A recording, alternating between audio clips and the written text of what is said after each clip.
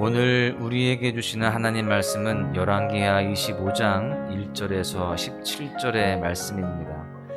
시드기야 제9년 열째 달 10일에 바빌론의 왕 느부갓네살이 그의 모든 군대를 거느리고 예루살렘을 치러 올라와서 그 성에 대하여 진을 치고 주위에 토성을 쌓음에 그의 넷째 달 9일에 성중에 기근이 심하여 그 땅 백성의 양식이 떨어졌더라.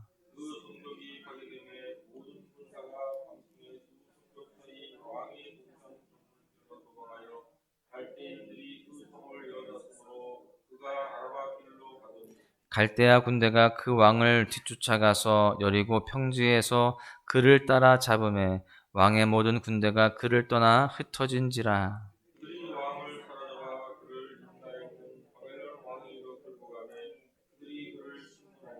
그들이 시드기야의 아들들을 그의 눈앞에서 죽이고 시드기야의 두 눈을 빼고 노사슬로 그를 결박하여 바벨론으로 끌고 갔더라.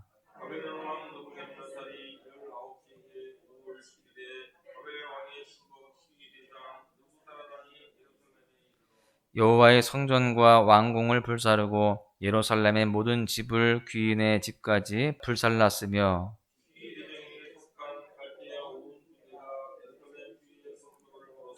성중에 남아있는 백성과 바벨론 왕에게 항복한 자들과 무리 중 남은 자는 시위대장 느부사라단이 모두 사로잡아 가고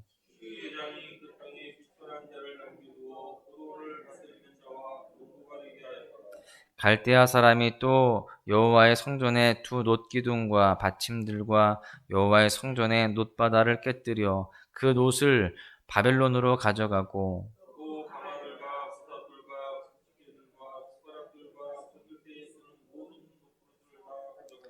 시위대장이 또 불 옮기는 그릇들과 주발들 곧 금으로 만든 것이나 은으로 만든 것이나 모두 가져갔으며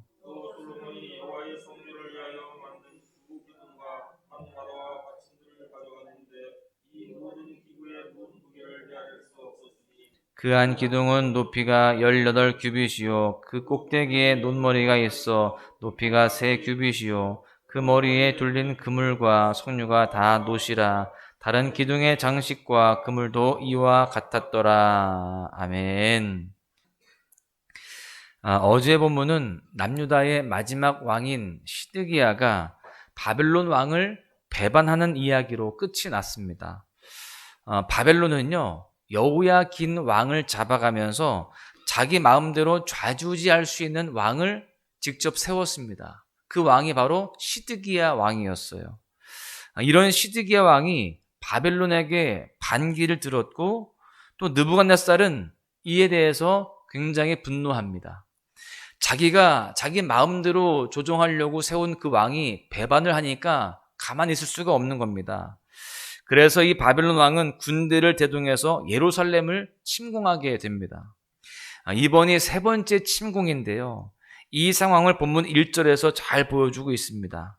시드기야 제9년 열째 달 10일에 바벨론의 왕 느부갓네살이 그의 모든 군대를 거느리고 예루살렘을 치러 올라와서 그 성에 대하여 진을 치고 주위에 토성을 쌓음에 이렇게 지금 남유다는요 바벨론 군대에 의해서 다 둘러싸이게 됩니다.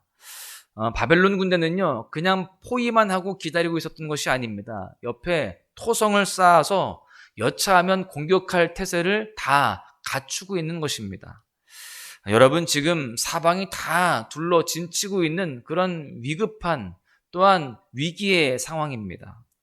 혹시 여러분도 이러한 상황 가운데 마주한 적이 있지는 않습니까?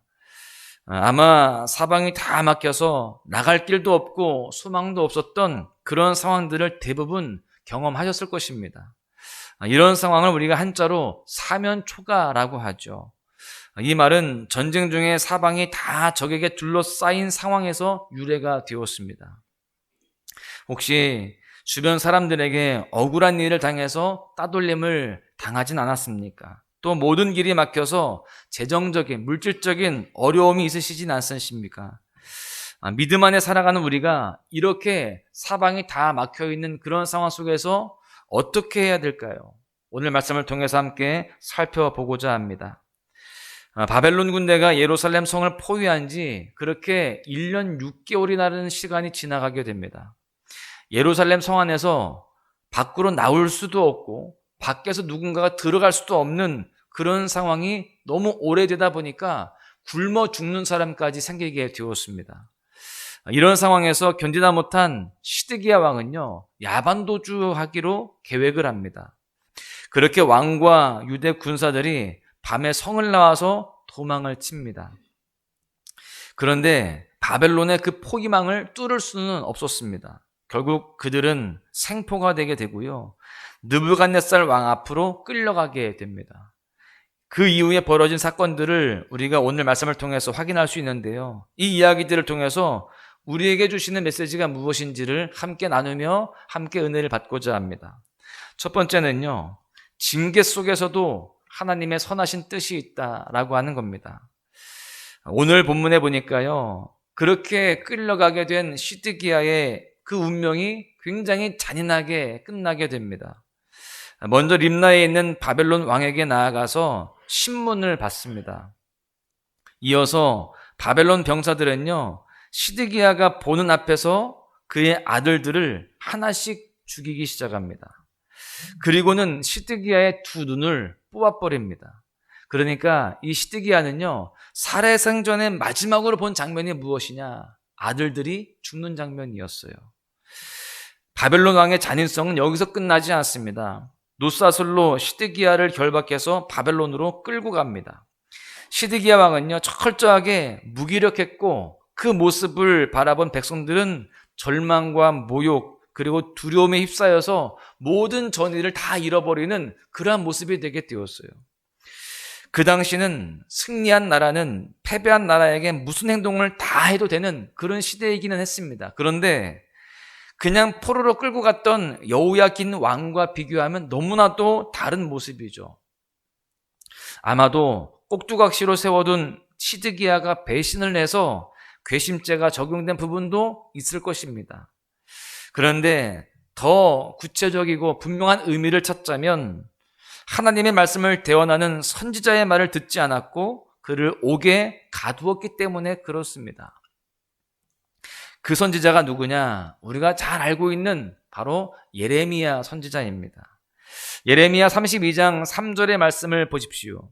이는 그가 예언하기를 여호와의 말씀에 보라, 내가 이 성을 바벨론 왕의 손에 넘기리니 그가 차지할 것이며 유다 왕 시드기야는 갈대아인의 손에서 벗어나지 못하고 반드시 바벨론 왕의 손에 넘겨진 바 되리니. 예레미야 선지자는요, 시드기야 왕에게 분명하게 이야기합니다. 하나님의 말씀을 선포하는 건데 예루살렘 성은 바벨론 왕의 손에 넘어갈 것이고 시드기야 왕은 패배하게 될 것이다, 이렇게 예언을 합니다. 이것은 하나님께서 바벨론이라는 나라를 들어서서 남유다를 징계하시겠다라고 하는 엄중한 심판의 메시지였어요. 이 메시지를 들은 시드기야는요, 어떤 반응을 보입니까? 예레미야 32장 5절의 말씀을 보십시오. 여호와께서 이와 같이 말씀하시니라, 너희가 갈대아인과 싸울지라도 승리하지 못하리라 하셨다 하였더니 유다 왕 시드기야가 이르되 내가 어찌하여 이같이 예언하느냐 하고 그를 가두었음이었더라. 시드기야는요, 자신이 패배할 것이다 라고 하는 그 예언을 했던 예레미야에 대해서 옥에 가둡니다. 그 앞에서 고꾸라지면서 회개하고 하나님을 의지하는 것이 아니라 그렇게 기분 나쁜 예언을 했다고 해서 그 예레미야를 옥에 가둬버린 것이죠. 그러다가 결국 이렇게 비참한 결과를 맞게 되는 겁니다. 이를 통해 확인할 수 있는 것이 무엇일까요? 하나님이 내리신 징계일지라도 그 속에 자기 백성을 향한 하나님의 선하신 뜻이 있다라고 하는 것입니다. 그 하나님의 뜻을 끝까지 신뢰하며 그 징계마저도 받아들이고 잘 견뎌내며 더욱더 하나님의 뜻을 따르고 또한 하나님을 의지한다라고 한다면 하나님의 은혜 안에서 다시 회복될 수 있는 것입니다. 그런데 하나님이 내리신 징계를 부당하게 여기고 피하게 된다면 오히려 하나님을 더 멀리하게 되면 선하신 뜻이 있는 징계가 아니라 엄중한 심판을 받게 되고 끝이 나는 그러한 모습이 되게 되는 것입니다. 그래서 하나님의 징계를 받는 데에도 순종이 필요한 것입니다. 여러분 혹시 고난 가운데 있으십니까? 만약에 그 고난이 의를 위해 받는 고난이 아니라 순전하게 나의 불순종과 죄 때문에 받는 고난이라고 한다면 그 고난 가운데에도 하나님의 뜻이 있음을 믿고 우리가 그 고난 가운데에 하나님을 더욱더 의지하고 하나님께 돌아갈 수 있는 그러한 삶이 되어야 할 줄로 믿습니다. 그럴 때에 하나님의 그 선하신 뜻 가운데에 회복되어지고 또한 하나님의 은혜를 누리게 되는 복된 모습이 될 줄로 믿습니다. 두 번째는요, 모든 것이 무너진 상황에서도 하나님은 일하신다라고 하는 겁니다. 왕이 노예처럼 비참하게 끌려가고요, 성전과 왕궁은 불태워집니다. 그리고 성벽은 무너져 내렸습니다. 두 번이나 바벨론의 포로로 끌려가고 그나마 남아있는 나머지 사람들도 다 바벨론의 포로로 잡혀가게 됩니다. 그 나라의 주권을 빼앗기고요, 백성도 빼앗기고 하나님의 임재 장소인 성전도 파괴되어서 모든 것이 무너진 그런 상황입니다. 인간적인 시각으로 보면 모든 것이 끝났다라고 그렇게 생각이 되어지는데 그때 하나님은 놀라운 방법으로 일하신다라는 겁니다. 먼저 1차, 2차, 3차로 끌려간 이스라엘 백성들이 그곳에서 하나님의 하나님됨을 드러냈습니다.